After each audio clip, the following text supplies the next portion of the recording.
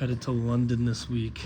Man, this has been a nightmare packing. If you don't know what a carnet is, look it up. It's a pain in the butt. Got about a 15-hour travel day ahead of me, so not very excited about that. This looks like an interrogation room. That's where you have to go to get the carnet approved.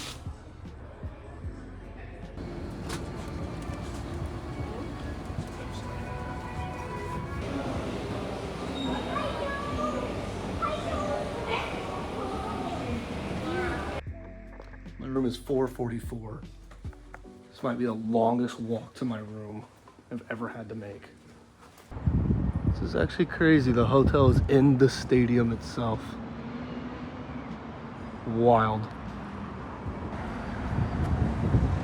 So I guess this is where the event's happening. Media day is here at Rugby House. I guess this is where I'm at. So I should be able to just walk right over, go to media day. That's where we're going. So it should be just right around the corner there.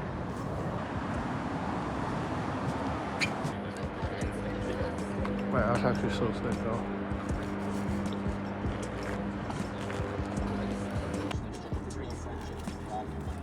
So, as always with these Halo events and most esport events I do now, this is with Loose Films.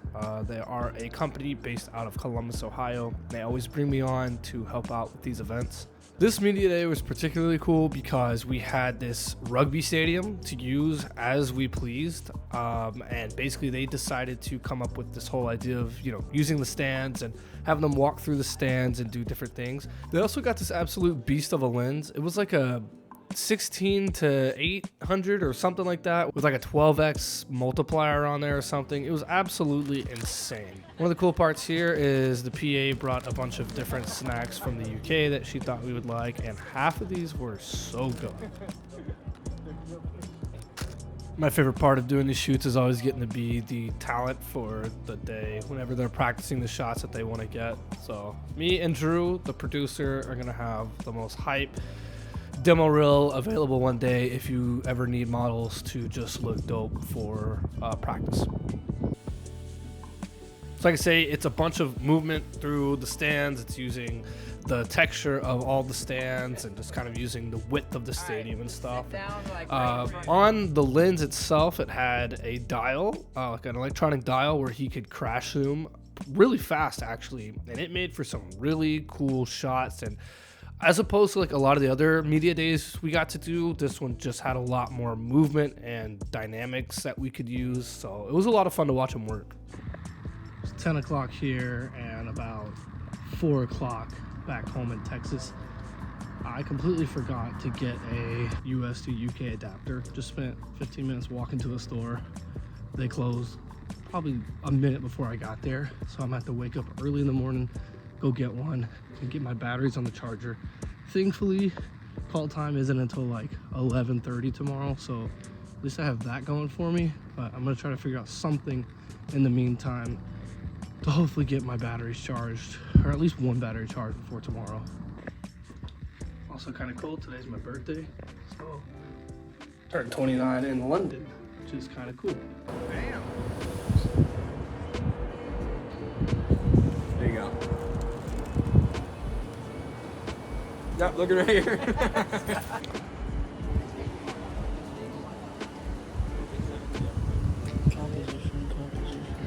So typically one of my favorite parts about being in other places is going out to get B-roll of like establishment shots around the city and stuff. But in the location that we were at, we weren't actually in London. We were in what was called Twickenham.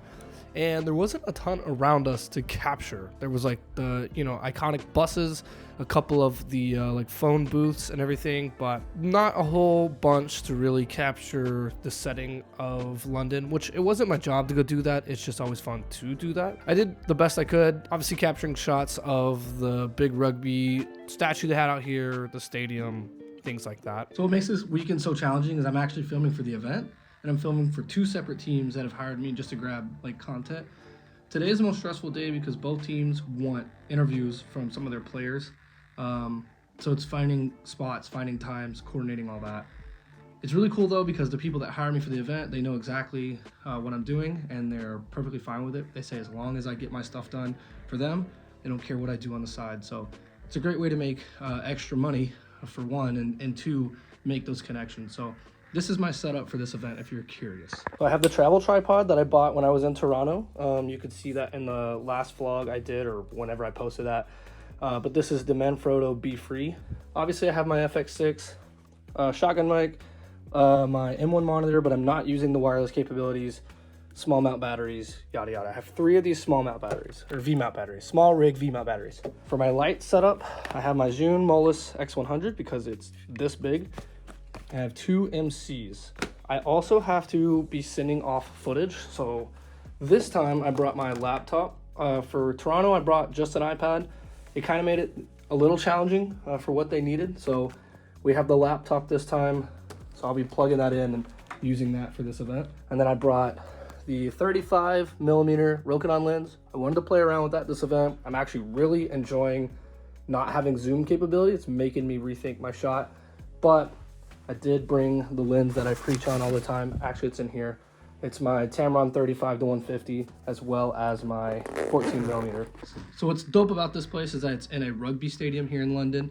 So there's a lot of cool opportunity for the interviews, which is what I'm really excited about.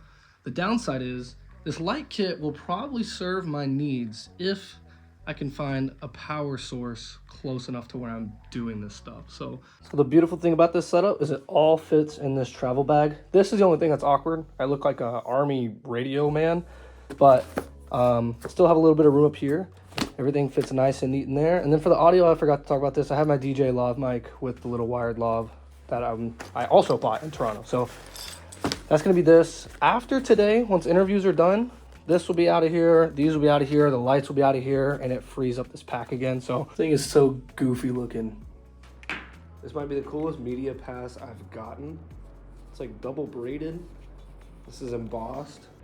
This is actually sick. This is the type of thing you'd actually wear after the event.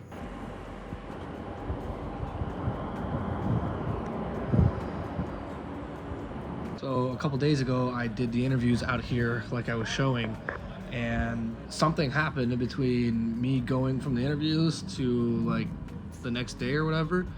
I offloaded all my footage. A day or two later, I go to find the interviews to look at them, send them to who I needed to send to and all that. They're just not there. And I still have no clue what happened to them. After I did that, I had my 1 media drop for the day. So that was the entire day plus interviews. I did a media drop and they're just not there.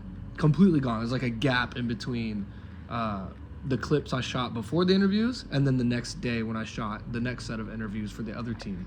I'm like genuinely so bummed out right now. I don't even, like, it's so upsetting. It's so frustrating. Huge bummer. I don't even know what to, like, usually this would be the part where I'd say like, oh, my mistake was this, so this is how I'm gonna fix it next time. I genuinely don't know what went wrong because, like I said, I didn't format the cards. I offloaded all the media. Yeah, such a bummer.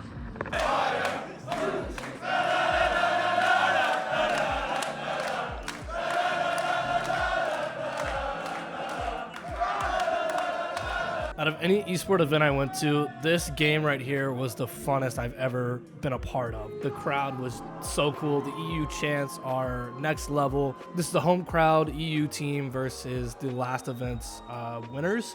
So this was kind of a big game and a big deal. Get that BTS. Yeah, I gotta get the... I just want to say shout out to Bobby, the photographer there, for letting me use your 14-35 G Master lens. This thing was amazing. I needed it. I didn't have time to go get my wide angle lens. And this is why I say to be cool with the people around you, because you never know when you're going to need somebody's help and when they're willing to lend it.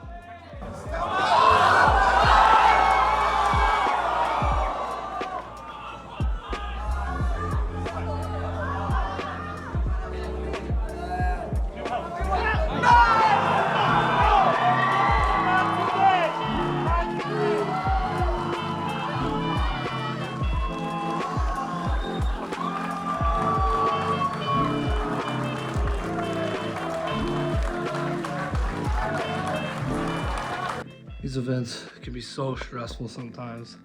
You're like managing, having to get all your batteries charged. I got 3 V mounts, and that's about what it takes every day is 3 of these V mounts.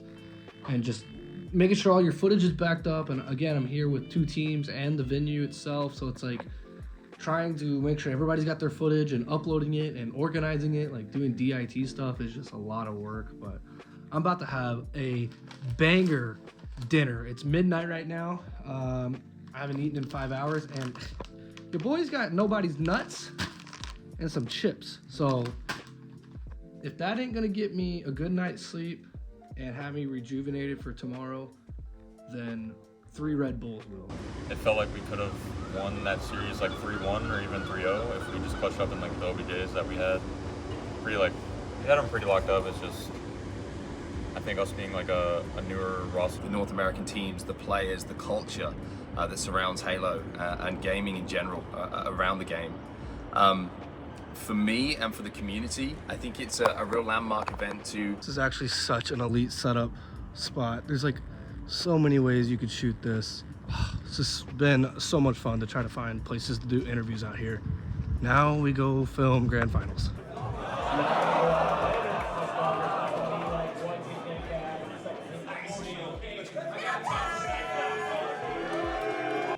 I gotta say, so far, this is one of my favorite purchases. This has come in handy for this trip all weekend.